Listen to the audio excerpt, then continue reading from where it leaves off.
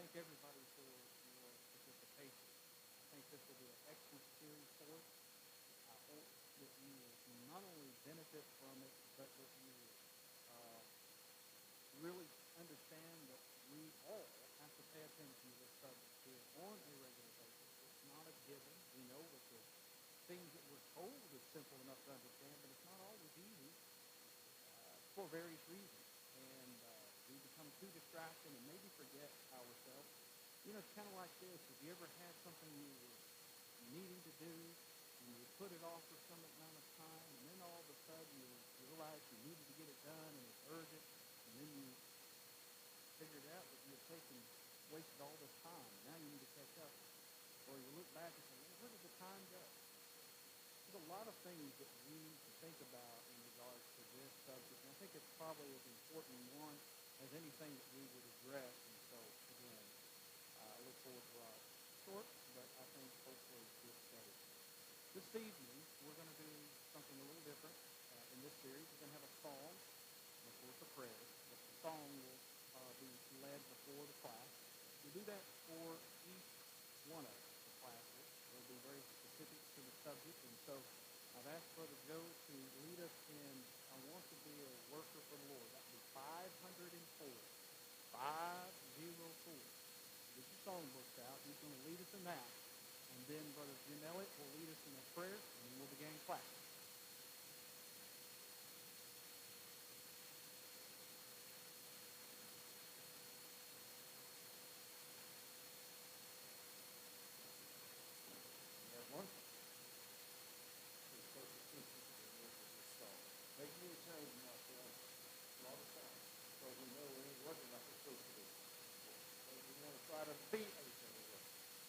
I want to be your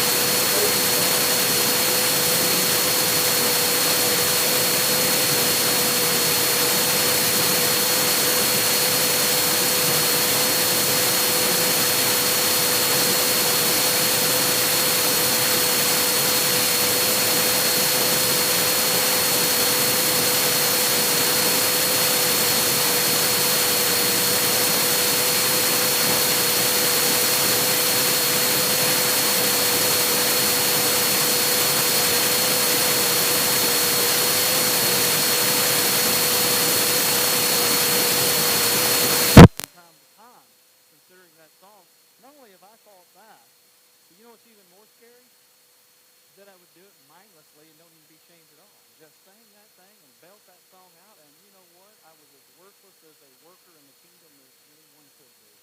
I can admit, I can know that there are many times in my life, even when I was maybe faithful in some other areas in my life, I just absolutely had no interest or desire or thought, more importantly.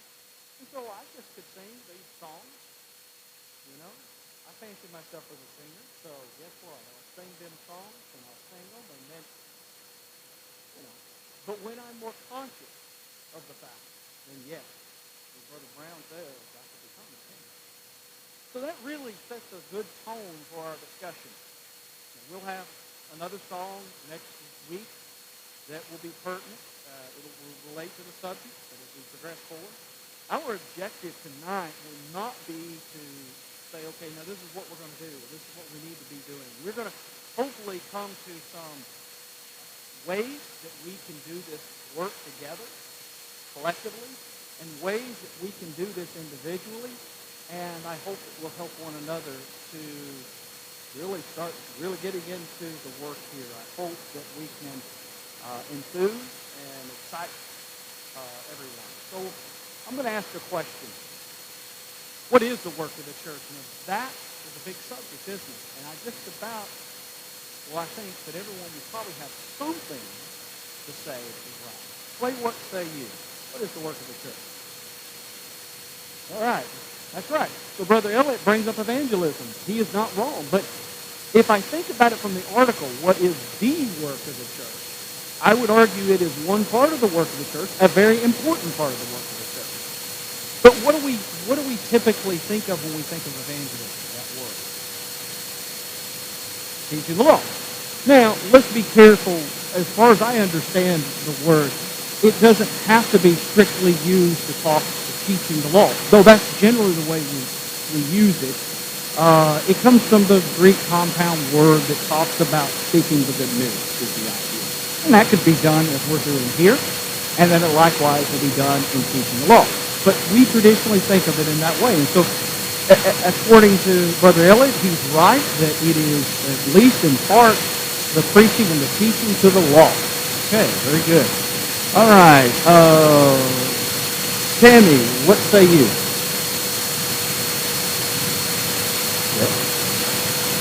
Yeah. In fact, you guys we're going to Ephesians 4, by the way, and that's where we're going to spend a great deal of time. You can turn your Bibles over there. And she points out, we have a job to encourage one another.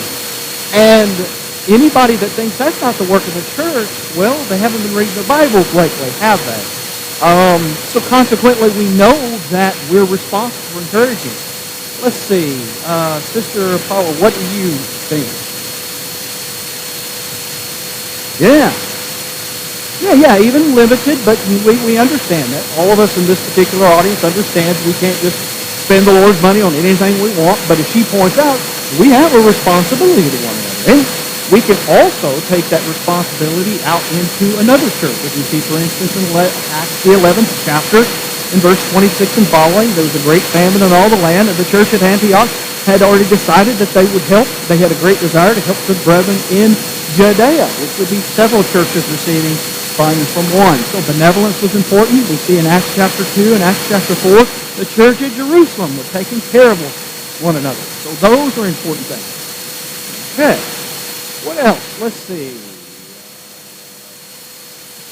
There. What say you?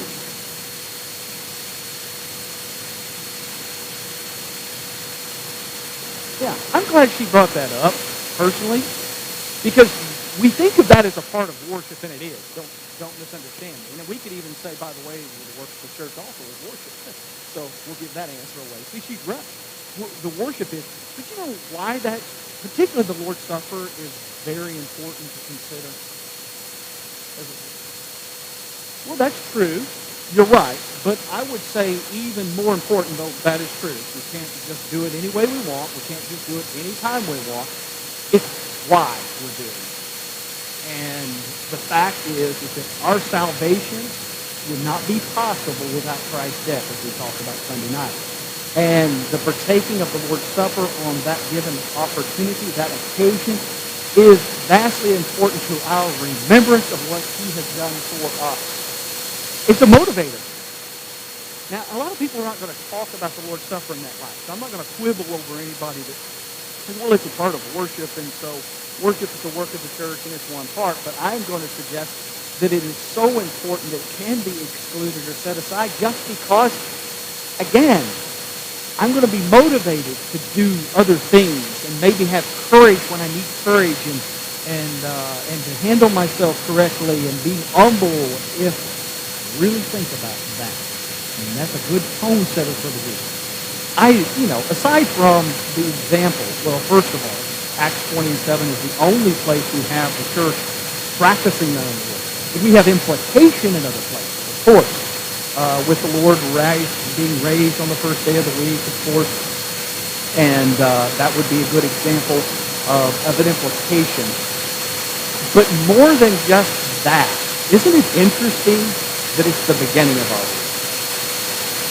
You know, it's like, okay, it's like the Lord knew that we needed a starting point every first day of the week so that we're ready to go out there and do what we need to do. And maybe we need courage to persevere because persecutions are coming upon us. So I'm glad that she brought that up because usually we wouldn't say that. We might say, yes, that's a part of it, but it's the preaching, the singing, and all of that. Sometimes we think of work and worship separated. You know, we do compartmentalize, and there's a reason sometimes to do that. If I were to study worship in its context, I'm going to deal with it. The teaching, the preaching, the praying, the singing, the partaking of the Lord's Supper, the collection, and so on and so forth. But in essence, we understand that that's a part of who we are, and it cannot be taken away from work. Right? And so I like the fact that we need to consider the Lord's Supper. So we talked about evangelism.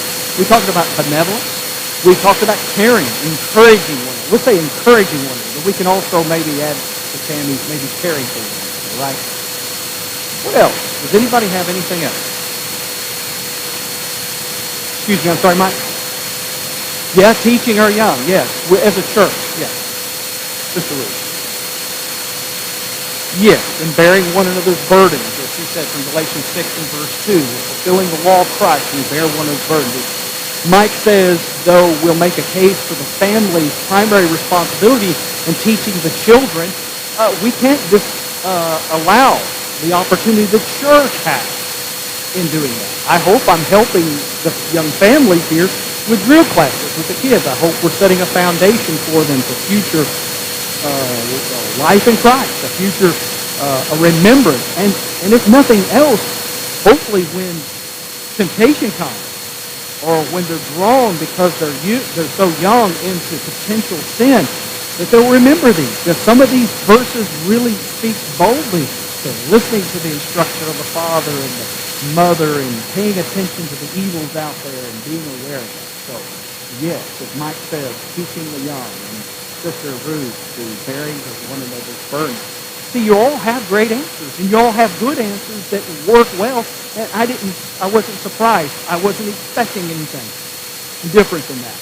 Because we are all of the same mind and same judgment about that. All right? Go ahead.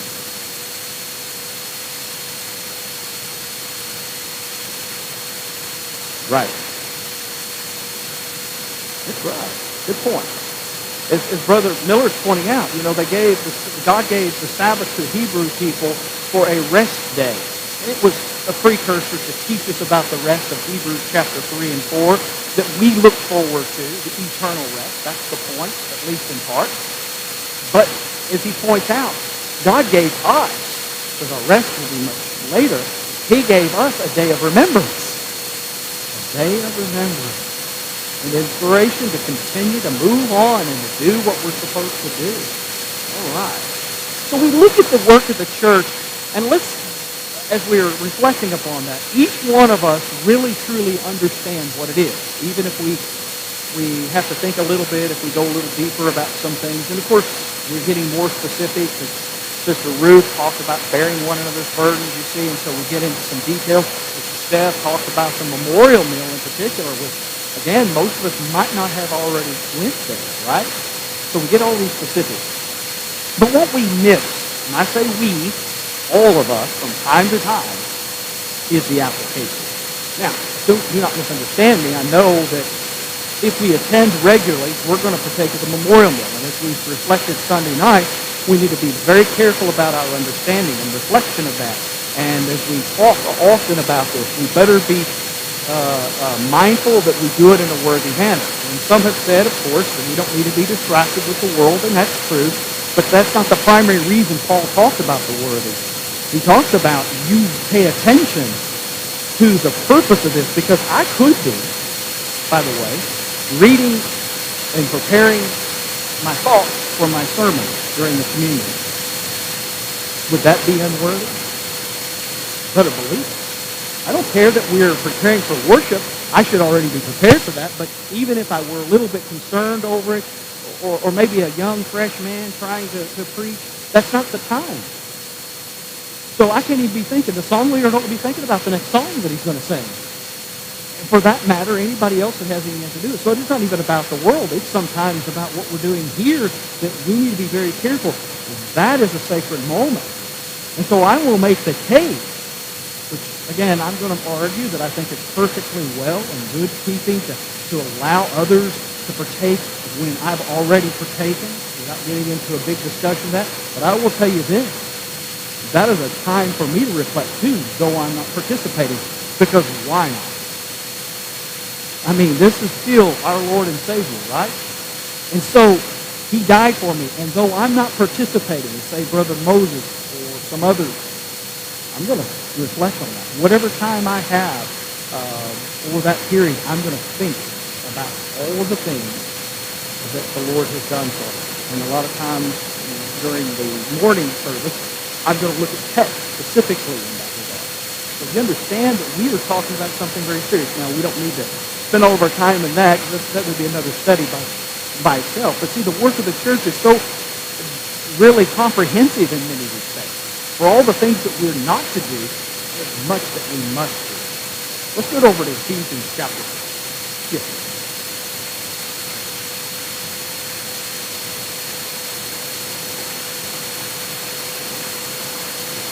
Okay? And that's well, that's good. I mean, still, we have judgment there, but I appreciate that. That's a good reason.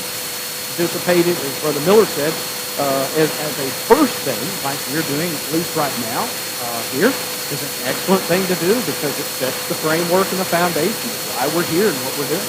Perfectly good at that. All right. So Ephesians chapter 4. I've chosen this. I mean, there's some other texts that we could probably look at, but I think this serves our purpose well as an introduction, because it's fairly thorough. Go to verse 12. Ephesians 4, verse 12. All right? For the sermon, would you read verse 12 for us?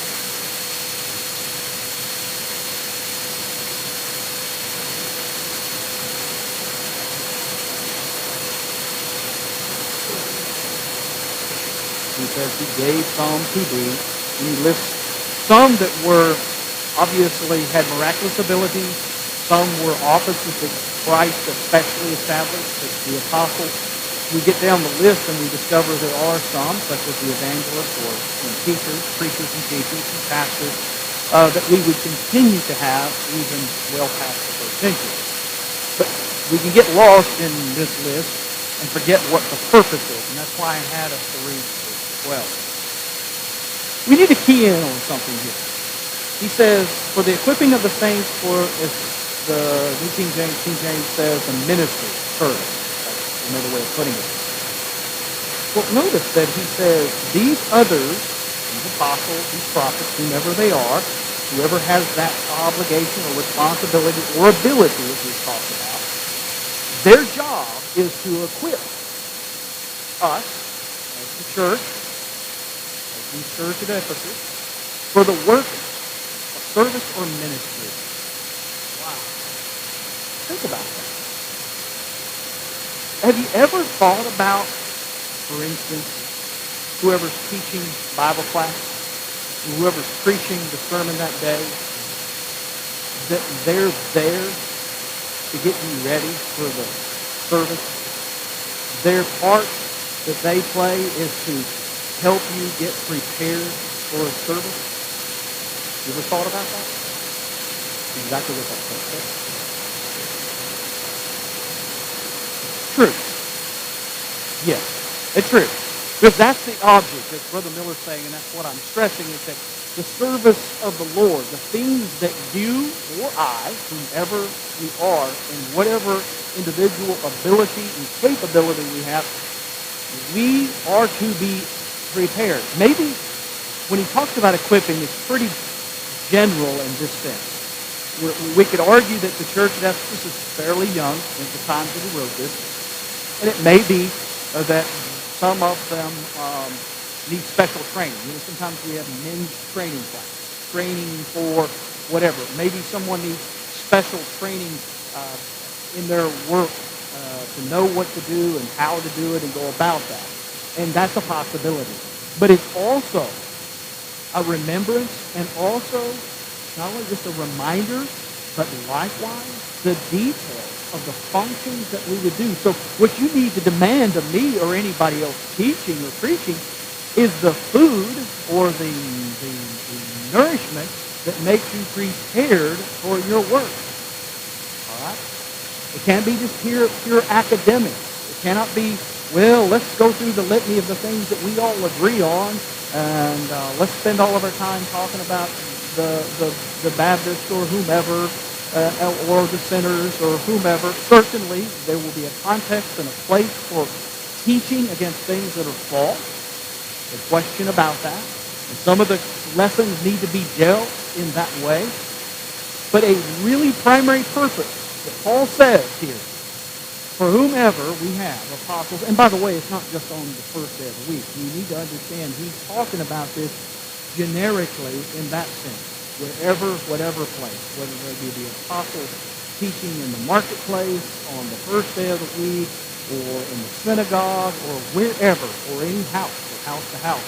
That would be true of all of these persons, because each one of those classes, be it spiritual, that is miraculous, or non, their primary responsibility is the teaching of the Word to the saints in order to prepare them for their work in the Lord.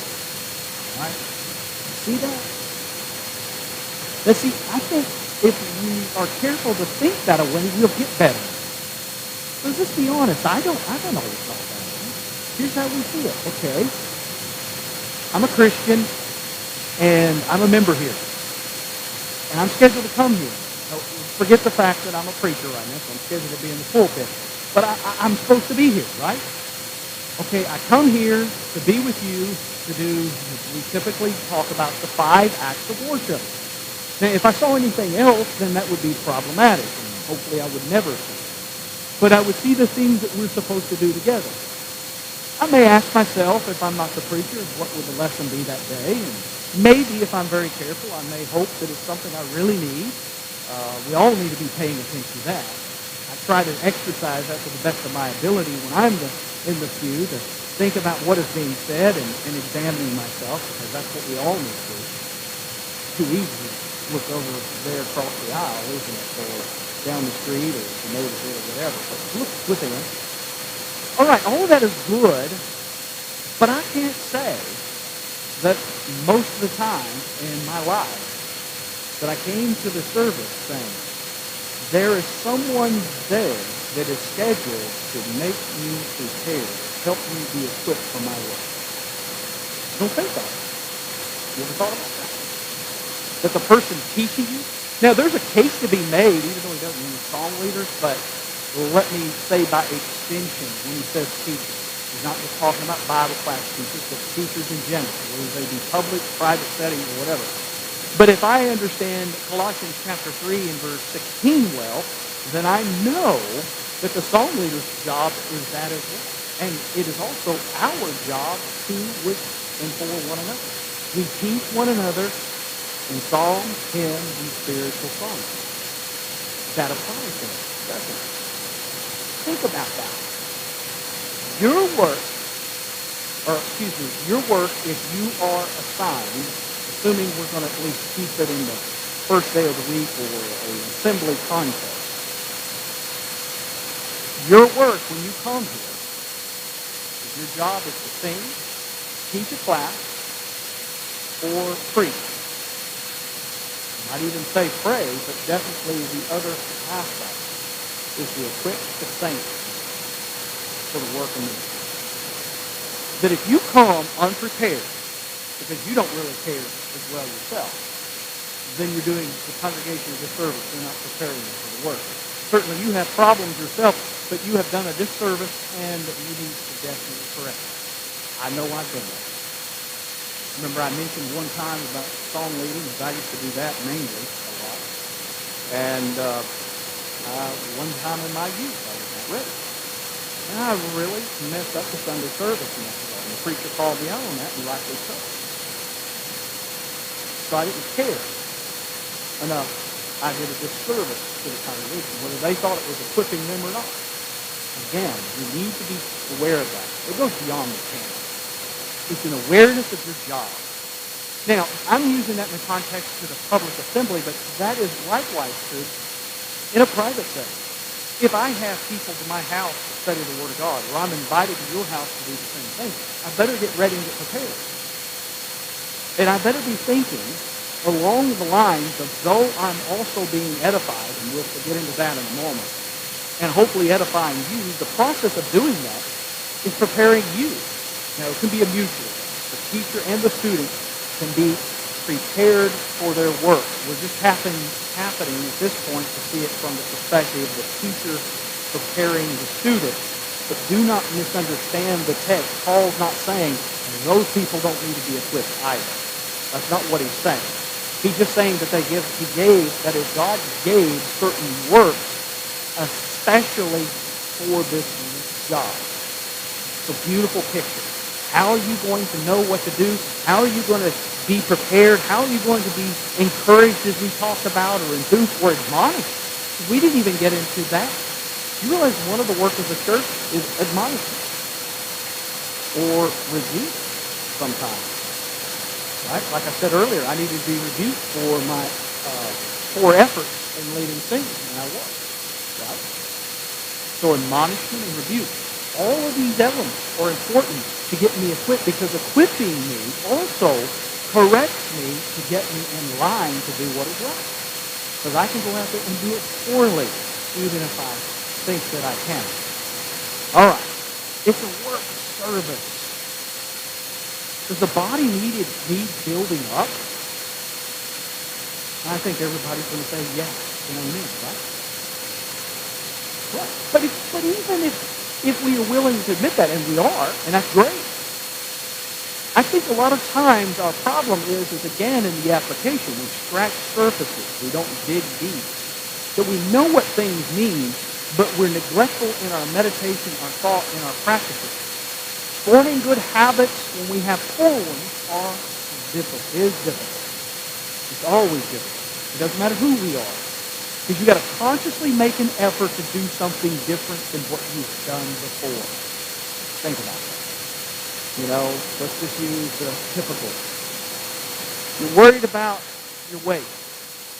You decided that you need to do something about it. So you plan on a diet schedule. You look at some ways that you're going to eat and cut your calories, maybe certain kinds of food. You're going to not go out, etc. You say, well, I know that that's good, but you know what? At my age, especially, if I don't get any exercise, it's probably not going to happen, and I'm not going to do well. So I'm going to figure out when I can exercise, and I'm going to plan on what I can do. I used to love cross-country and run, and I still got endurance, but I've noticed as I've gotten older, especially with the leg problem that I have, that I don't go as far very well without having aches and pains, and especially in my knees, probably spurs and things taken out. And they get to hurting, and they'll hurt really bad. So I'm like, okay, that won't work. I've got to find another way. But you see, the point is that I've got to make a plan. But what usually or typically happens, just like we talk about New Year's resolutions, we don't stick with it. We start maybe with some enthusiasm, but we didn't have discipline. We didn't have a forethought to say, it doesn't matter, I'm going to do it. You see somebody that has lost a lot of weight, for instance, or has gotten fit or looks healthy or whatever the case may be, And you discover, what they were. You know what they were before, so you discover they had discipline. They went and they did it and they stuck with it, whatever it was. All right. That's the way our work in the Lord needs to be. We can know that we're to build one another up. And as Brother Miller says, yes, it's spiritual, but we understand we've got to strengthen one another. We got to build up, but it's not going to just happen. It's not going to just happen. Let's just be honest with ourselves. I've already given examples of myself. I would not necessarily always come here if I'm not careful in order to build you up. Because I can be lost in my own thinking. You realize, as a preacher, I can look at all the things that I'm studying. I can look at all of you and talk about to you and talk about and think about and say, oh, this is what I think and I know they need, etc. And before you know it, I'm so lost in what I think and what I know and what I'm looking at and studying, I lose sight of our goal, our responsibility. And especially in this particular case, responsibility to do what verse 12 says. And you ain't going to get built up. You might get a real truthful lesson.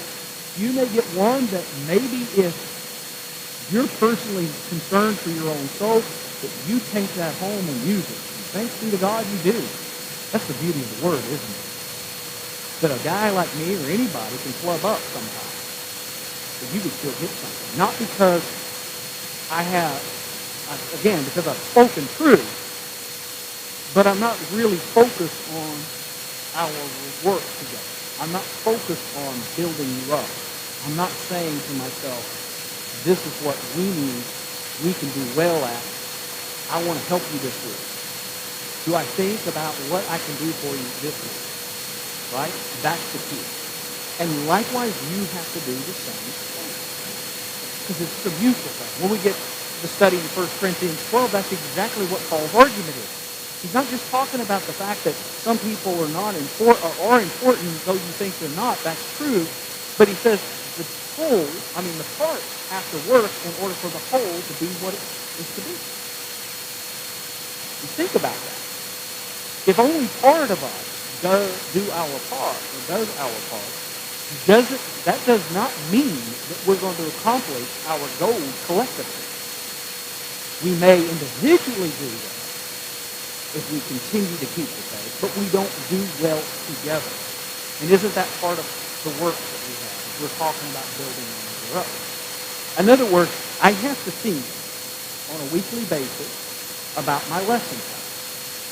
And yes, I need to preach the whole counsel of God. But I need to discover what needs to be taught, not just for you, but for all of us. And my work as an encourager, a motivator, in a biblical way is a responsibility, a primary. So the body needs building up. But the real question is, because we know that answer, is how are we going to do it? And maybe further, when are we going to do it? And it isn't just a matter, well, over Lord's Day. No, that's generic. We know that. It's the Lord's Day. We know it's whenever we come together. We know it's whenever we have an opportunity to be together. Or in the age of mass media, we can send a note via email or whatever, right? All of those things can be very important. Cards, people are really good about that, digital and otherwise. Next up. But I've got to say, this is a part of my job to build up. And that I've got to purposely look for the how, the when, and the where. How I'm going to do it is the reason I put that first, is because it's presumed you need it. How I need to develop that plan within the confines of God's authority. When I do it, of course, timing-wise, to be very helpful. And what setting, where?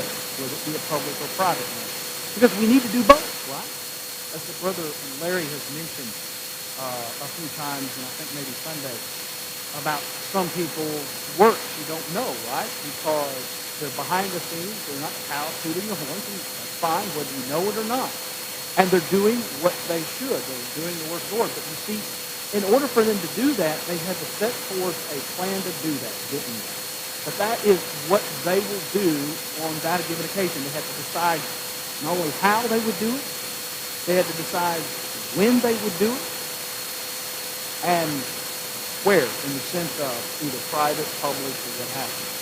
So what I'm saying is, you can't just say, my job is to edify. That's too generic. It's like saying, sin's the problem. It's true. But now how are we going to deal with it? Well, we've got to get down to the specifics. Because sin's too generic for me, because I might think of your sins because they're worse than mine in my mind. It's worse than mine, so I don't even think about mine, right? But no, I have to examine God's Word if I'm going to study sin and discover what is sin, and then look at the list of things that I see as sin and say, am I a part of that number? Did I do that? Did I do this? And if so, am I willing to correct? Okay? Let's look at Ephesians chapter 4, verse 13 and 15. Because remember the who, the why, and the when, and the where. We didn't really talk about who in this particular case. But the question we will ask now is, what will this accomplish? You see, sometimes, well, not all, sometimes, all the time, if you're talking about exercise, right? The reason you will do something you don't normally do, whether it be diet or exercise, is because you intend to accomplish something, right? You don't want to be in the condition you're in, either because you feel that your health is deteriorating and it's going to get worse, you're going to die. We're scared about our health. You know, maybe you have a doctor say, son, if you do not exercise, you're going to have a heart attack. You can get a stroke. And if you don't watch your diet and you're not careful with it, these things are going to occur. And you may be motivated. Maybe you had that first heart attack or stroke that you survived and you're alive, and you said, I've seen folks like that. Man, it's a wake-up call. And you tell you what, they were completely 180. They weren't like they were before. And others, you know, they just went on down the road the way they did, and eventually it did get them, right? But the key is, we've got to know that we have a goal. We have something we're striving to achieve. We got to know what it will accomplish, all right? So let's notice a couple of verses. We don't have to read verse 14. Sister Angela, would you read Ephesians 4? You can read 14, 13 through 15.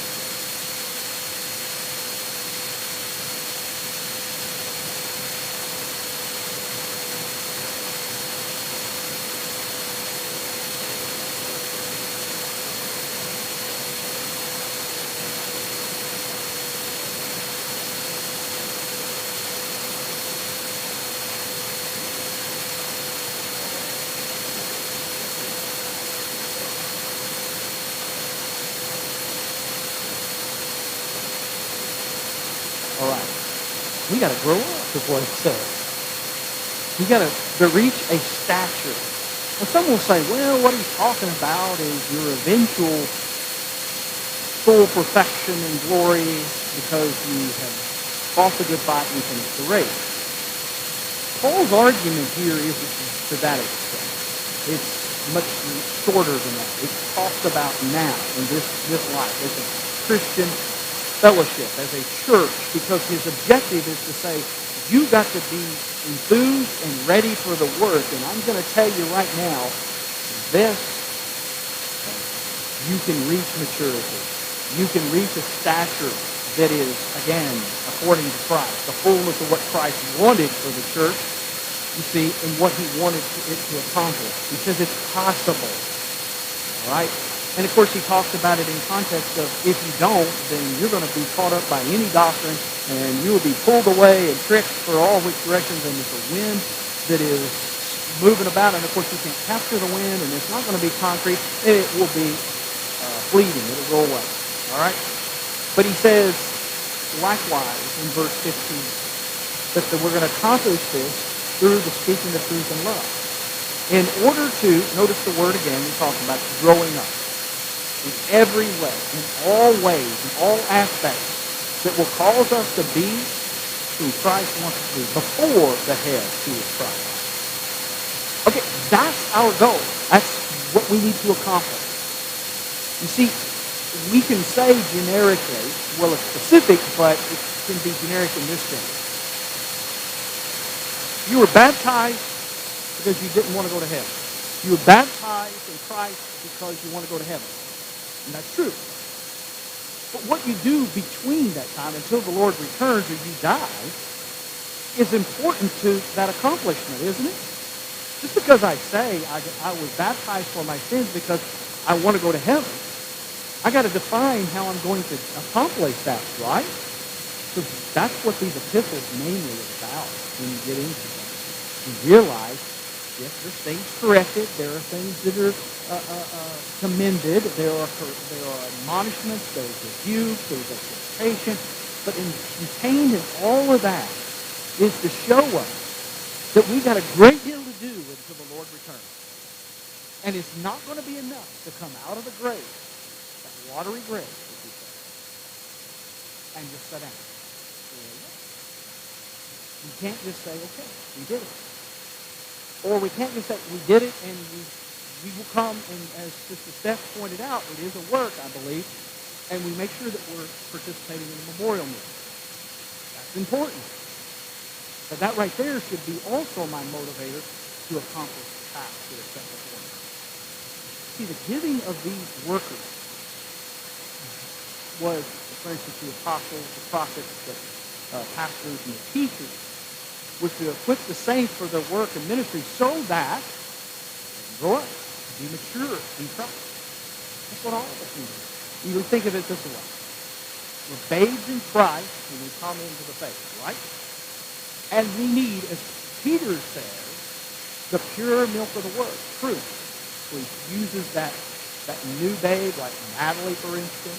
She's progressing into the meat, and she'll eventually eat all foods and not be just on the milk, etc., as all of us once were. But as Paul says, the Hebrew writer says in chapter 5, in verse 12 and following, we can also stay on the bottle and never get to the meat, in which case we're going to starve to death. We're going to die. Because he says it's not going to work. Right? So the goal for us is to get to that maturity, stature through Christ is, what he wants for us. And yes, some of us are going to go at different rates and paces. We get that. Some people are just coming in. Some have been here for a while. Sometimes, like me, you have to wake up after a while. You've been a Christian for a number of years, and then you realize, man, I've wasted a lot of time, and I've got to catch up. I may not get there fully the way I would like, but I need to grow up quick. I had a growing up period, and I just was not mature enough. I've seen young people that outpaced me by 10 to 12 years or more because they paid attention to their spiritual growth. So we will see these in cycles and in problems based upon issues. Somebody has a sin they're struggling with, and they're going to be boundering from time to time for one of the works, and we'll get to that. It was my responsibility to them to help them. And if I can help them to get mature, wouldn't that be a wonderful thing? Because it's going to benefit me and them, and that's one of my jobs, not just as a priest, but as a child of God who loves and cares for them. It must accomplish a maturity, a growth. That's what we're striving for. Yes, we want to be in heaven. We want to be with our Lord and Savior. We want to be with God forever in eternity. We want to enjoy the present. I hope we do. That's one of the things. And yes, I guess it's an aside, as we might have started out, we don't want to go to hell either. But the key is, while we're here, are we going to accomplish the task necessary to get that done? Who is to do the work of the church? Sister Ruth, would you read verse 16 for me, please? Sorry.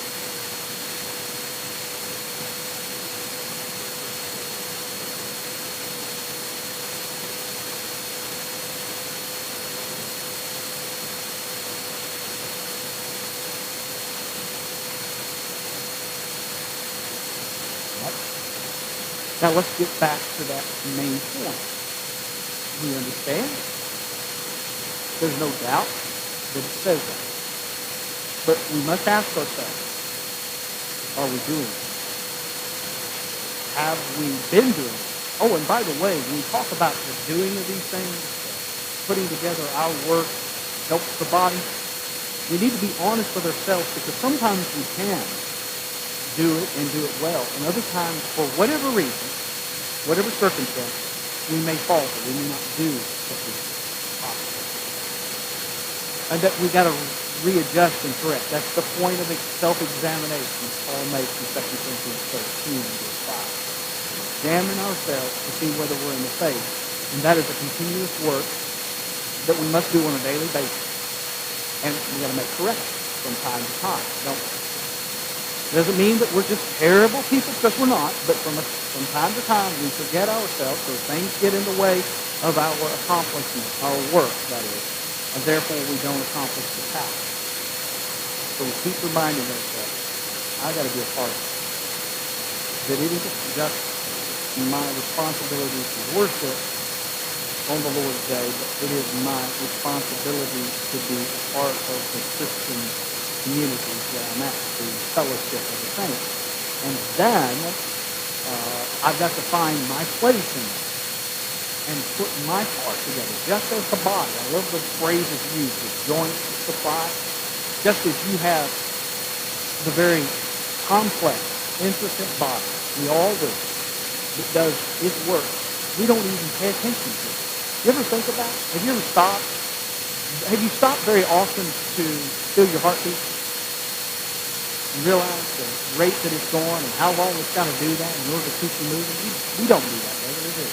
We might be conscious of it if we start feeling bad. And when we go to the doctor and he's checking those sorts of things, I think about those things. My pulse is set, my blood pressure, those I might think in those terms.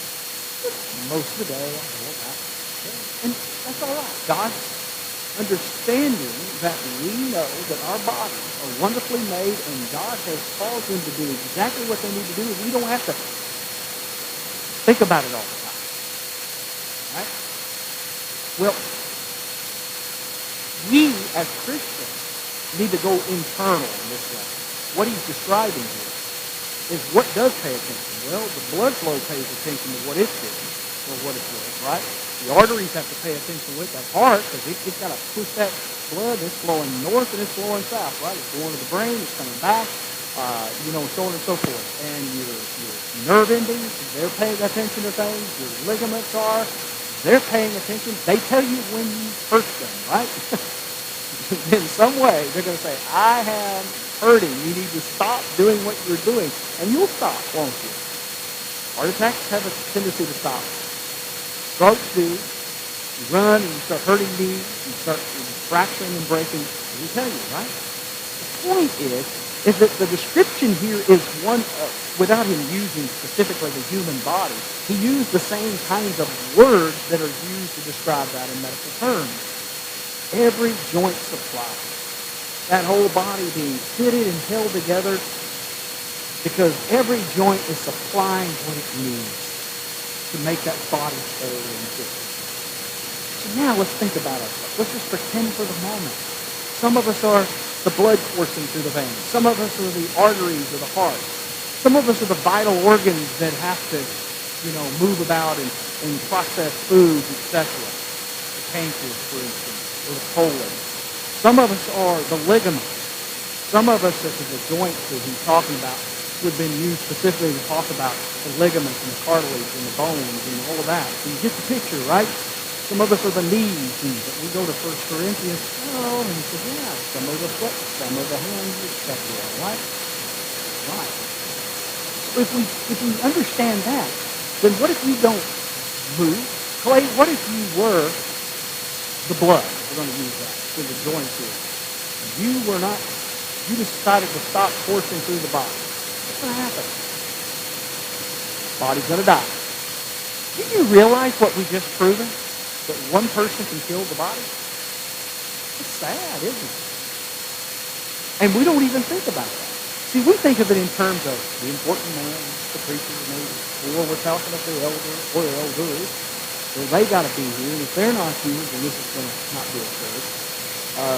We've got to have the song leader. We've got to have a certain component parts in order to say we have a church, right? That's how we think of it. Oh, God does not describe the church in those terms. He describes it like the human body, of which we understand that if your bones are not doing what they should in the leg, you don't walk. Joe, you recognize that, haven't you?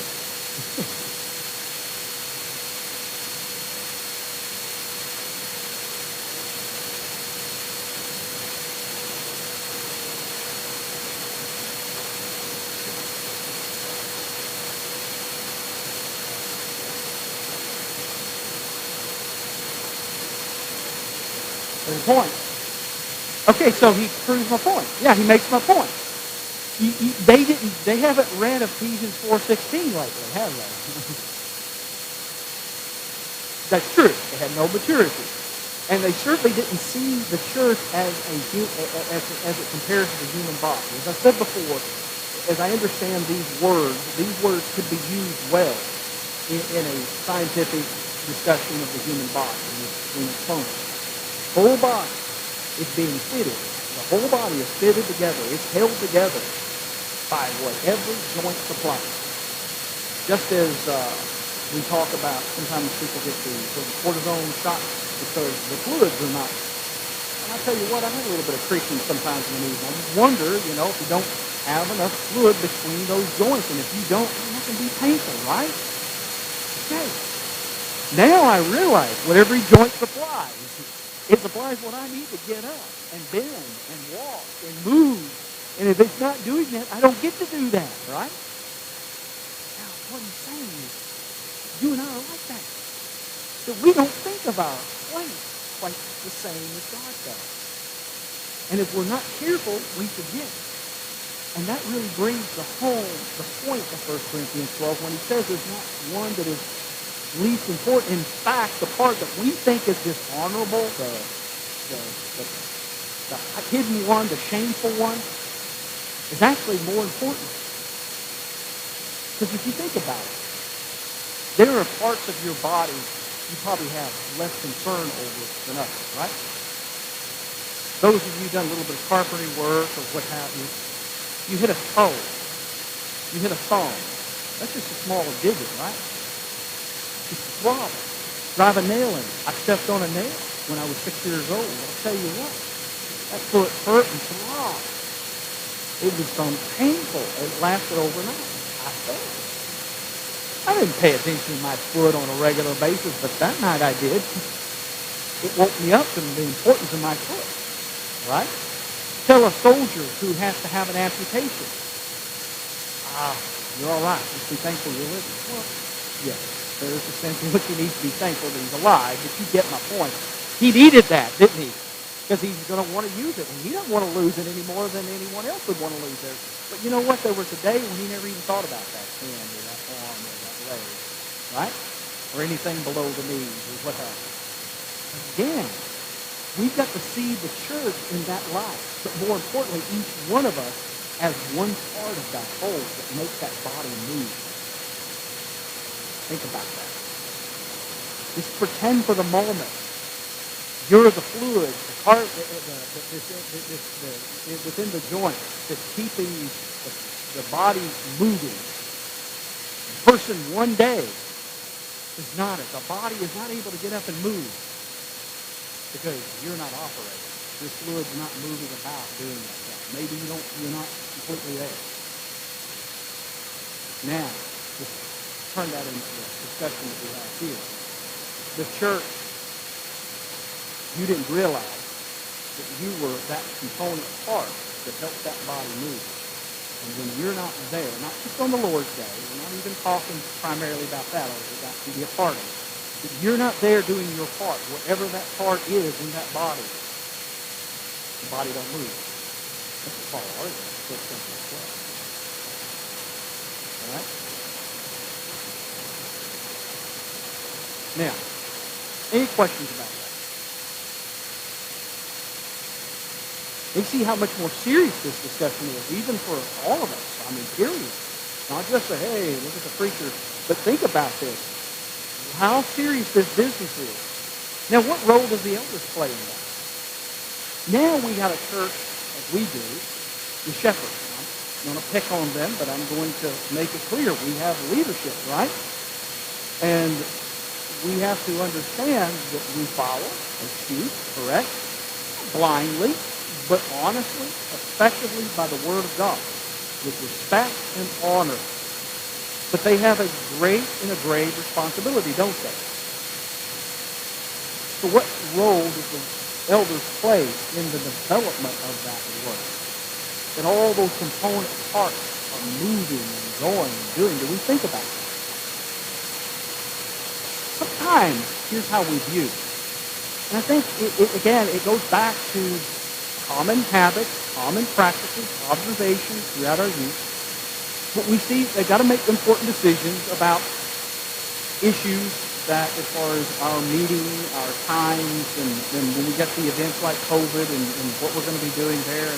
And then, of course, there are other incidentals as far as the building's concerned, or insurance policies. All of these things, while they're important parts, are not the primary work, not according to the Scriptures. And so, therefore, we've got to discover all over again sometimes how important their responsibility is. Let's go to 1 Timothy 3. We're going to look at all the texts. We're going to look at some particulars here that speak specifically to that. All right? 1 Timothy 3. Sister Jordan, will you read 1 Timothy 3, only 4 and 5?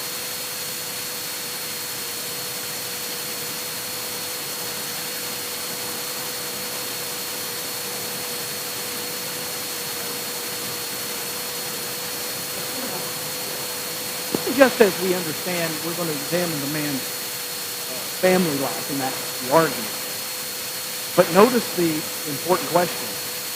He's got to be able to rule the church well.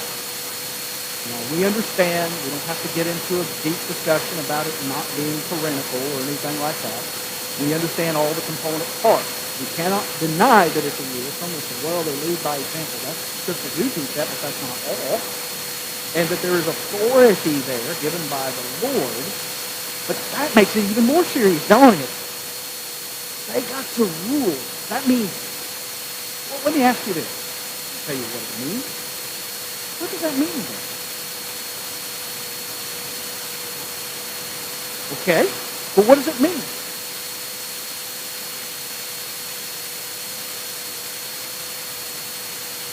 Okay. Very good. So, all right. So as Mike says, he's got the responsibility of overseeing all of our activities as a general rule and what we're doing in the kingdom. Yeah. Which eventually would be because that's the whole point. They're going to be watching out for what we're doing that will put our soul in jeopardy. That's the purpose. Because that's their job, right? Not the minutia of incidentals that don't have any direct relationship with that. But that, right? So that's important. Okay. What else would be in connection with that? I don't say what else in the sense of this and that, but in harmony with that. Okay, very good. Whether it be in the pulpit or the classroom or what have you, as Brother Miller says, they got to ensure that the truth is being taught. They got to watch out, as Acts 20 and verse 28 teaches us, for the savage wolf.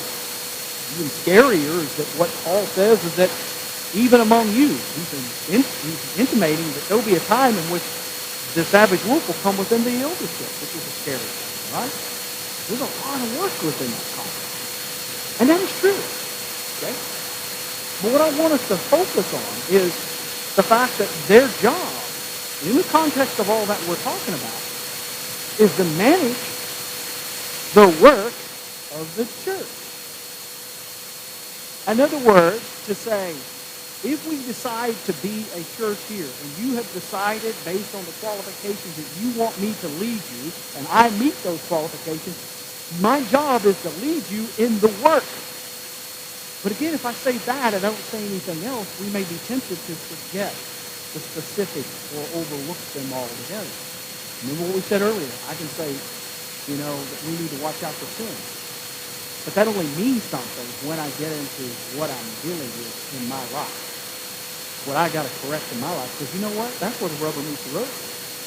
Though all men are condemned by sin, I'm not condemned by the community's sin. No. No, I'm going to be account for what I have done. So I better get to looking over here and saying, what is it that is defined as sin that I'm doing? When and if I know. That's what I'm concerned with. And so the elders or shepherds, I love the word shepherd, so elders is a proper word, bishop and pastor. They have to manage this church's work. They've got, since the church decided to be here, the church has to decide they're going to be workers, and therefore they've got to manage that. As Brother Miller said, part of that is to ensure that nobody does what they shouldn't do as a worker. Okay, would be one thing. Whether it be in the teaching, whatever practice you may be engaged in. But see, that's an important function. And sometimes we overlook that. Planning and preparing. A lot of times, and I'm going to be very clear, we're going to have to make sure that we do a little better job at this, and maybe we'll do some lessons in that regard. But is there authority within this four walls only? Otherwise, we have made the church a building, a property, and a location. Or in this case, we don't think of it in the brick and mortar sense. But as long as I'm not in the assembly, they can't say, wait a minute. So the point is that there's great responsibility, as Mike points out.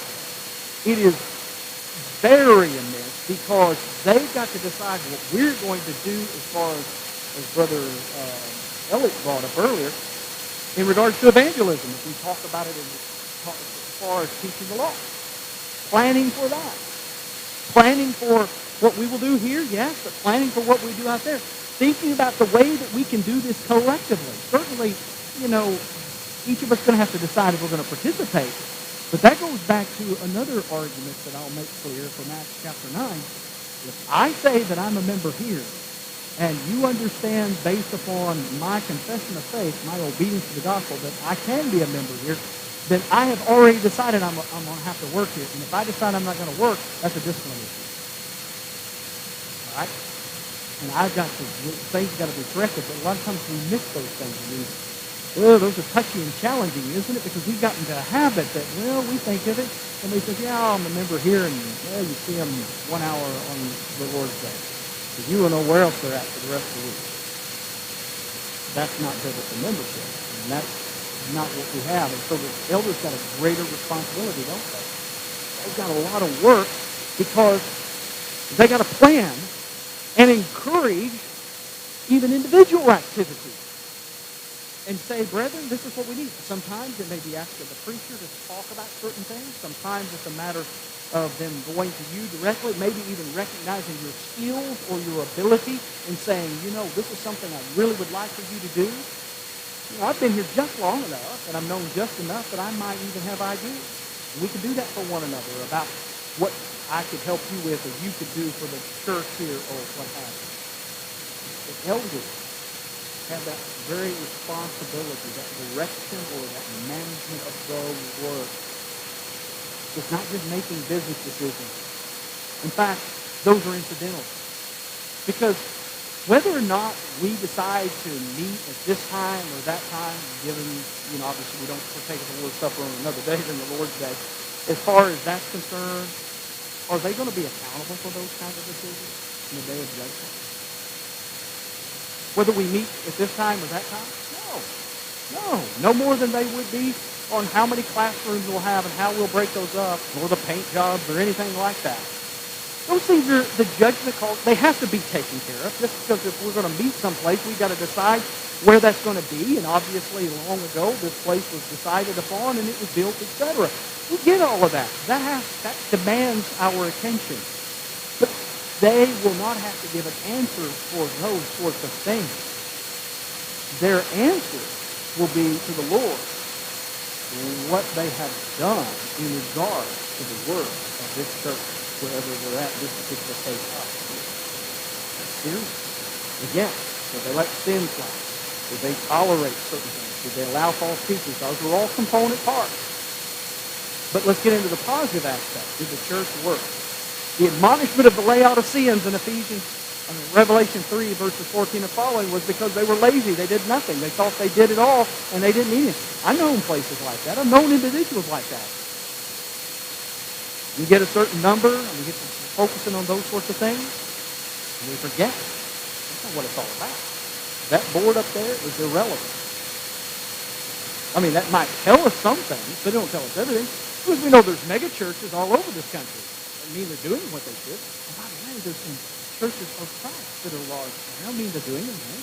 They just happen to be in the right place at the right time, and you know how it works. The community with the job, et cetera, et cetera. Location, location, location. So then we learn our problem of growth is not a problem of location. It's not a problem of having enough young families. It's not a problem of having the right preacher. Well, I'm thankful that you chose me, and I am glad to be here. I wasn't important. I wasn't necessary for you to do any of the work of the Lord. You see? In fact, let's just be serious and honest about it. You didn't have to hire a preacher to do the work here. Because you decided even without a preacher you're going to be here, I'm guessing. But you decided you would be a church. You didn't, the day that Ian left or whatever, you didn't just say, well, okay, like you were saying, you go home and wait till the preacher comes, and then we'll meet. You know that you didn't do that. Now, I'm not arguing. You didn't call guys in to study or preach and then some from within. That's fine. But the key is to remember it wasn't contingent. That's where it doesn't matter who you would have in certain positions. But each one of us better, if we're going to be a member here, fulfill our responsibilities. And shepherds have a special responsibility of making sure that happens. More into that next, because we don't have time. Just throw in 1 Peter 5:2, the latter part in verse 3. Let's read that real quick. This here tells us, as we talked about in regards to examples, 1 Peter chapter 3, 5, excuse me, 2 and 3. Jeannie, would you read that for us?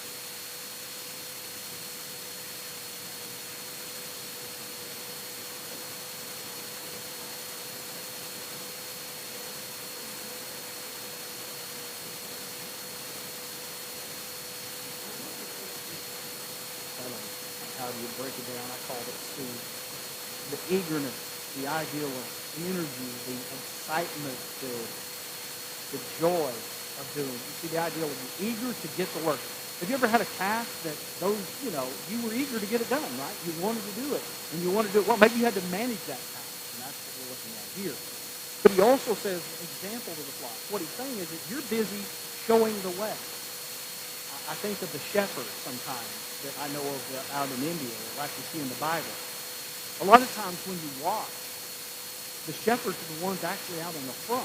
You think of like in cattle terms, with the doggies, the sheepdog or the cow dog in the American system, they're back there driving, right? Well, that's the American way, the driving. That wasn't the ancient Eastern way. Eastern way, you didn't have a dog driving the animal. The shepherd walked out in front, and they had sheep, yes, sometimes lead ones, that would go in and follow. I've seen it in the threes. In other words, the three shepherds with their own sheep, and they would be leading out in front of their various foes. And you think, well, could there be a tracker? Well, it's a possibility, but sheep generally follow. And guess what they do on a constant basis while they're leading? They're talking. They're saying, they got a certain sound. It ain't just talk. They got a sound that sheep hears. And that sheep understands exactly that tone and that sound, and they won't leave that noise. They won't leave that sound. That means they're going to stay with you if you're continually going down. They don't leave stragglers behind. You see that? Lead by example. That's what Peter understood. That's what the New Testament Christians that read this understood in those ancient worlds. Sometimes lost on us. They're speaking constantly. They're working. In other words, it's activity. It's action. They're moving out ahead, and they're doing what they should that causes the example for them to go forward and do the same thing. Keep moving in that direction. So you think about it, the sheep are listening, they're following the lead. And when we look at it in that term, that means that in spiritual terms, the shepherds, the elders are moving forward. They're trudging along. They're not stationary. They're not stopped. They're moving in the image. And guess what? The sheep are following. that's all I have.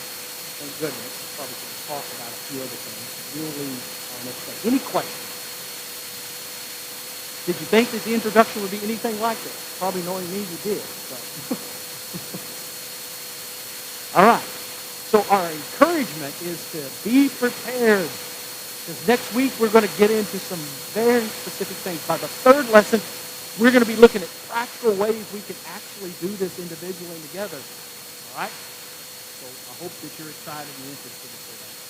All right, before we dismiss, we want to have a word of prayer. I want to thank you all for participating. Let's see. I'll ask Brother Jerry, if you will, to lead us in prayer before we leave.